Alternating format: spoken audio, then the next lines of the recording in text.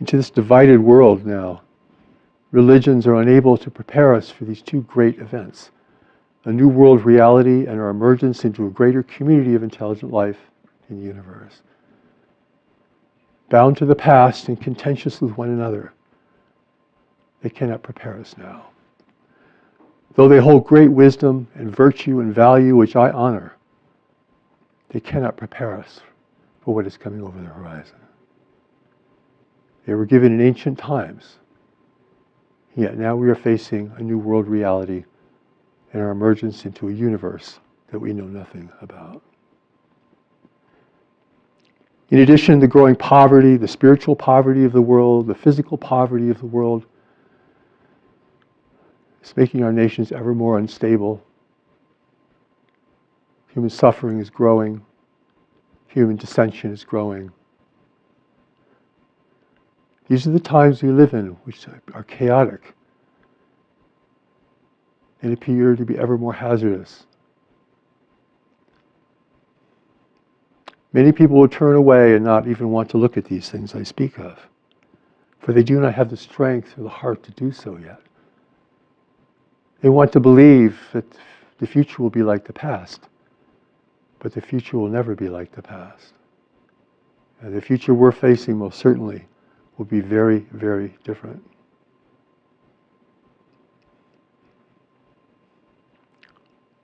We live in a world where growing numbers of people are drinking from a slowly shrinking well.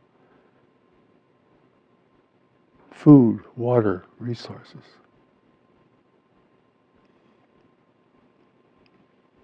How will we deal with that?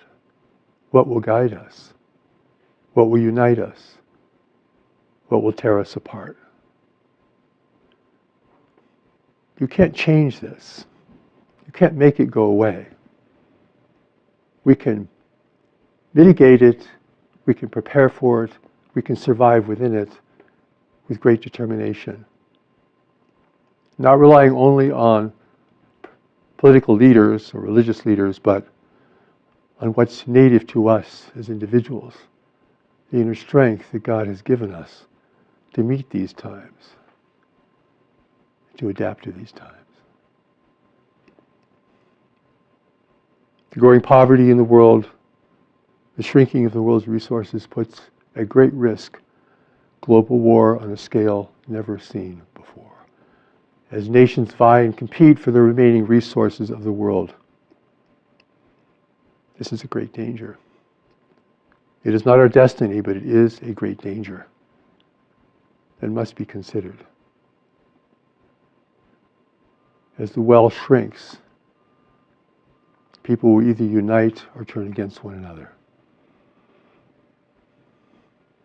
Do not think that you can see the outcome, for it has not yet been determined. Do not think the outcome is assured, for it has not been determined.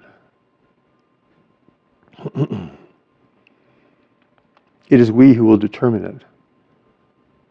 God will not intervene, for God has given us the power to see, to know, and to take action under these very circumstances that I speak of here today. If you were born 100 years ago, you would have a different set of directives than you have today that live within you at a deeper level. So the answer and the solution to these things that I speak of is both within us and beyond us. Because within us, God has placed the power of knowledge, what I call knowledge, which is a deeper intelligence within us that is still connected to our source. Whether we are religious or not, no matter what our religions prescribe, no matter what we believe or don't believe, this is an unalterable truth that lives within us. It represents the source and foundation of our spirituality. It represents our connection with our source that has been unspoiled and beyond persuasion from the world. It is pure, it's powerful. But it goes unknown in the world. It has only been discovered by a few. This is how God will save us as individuals, and how we, through our own efforts and uniting together, will save the world, to preserve the world so that we may live in a new world reality. It's not the end times. It is the time of great transition. It's not the end of the world. It's the beginning of a new world reality. The change that it will produce will be greater than anything that has ever been known in the time of human civilization.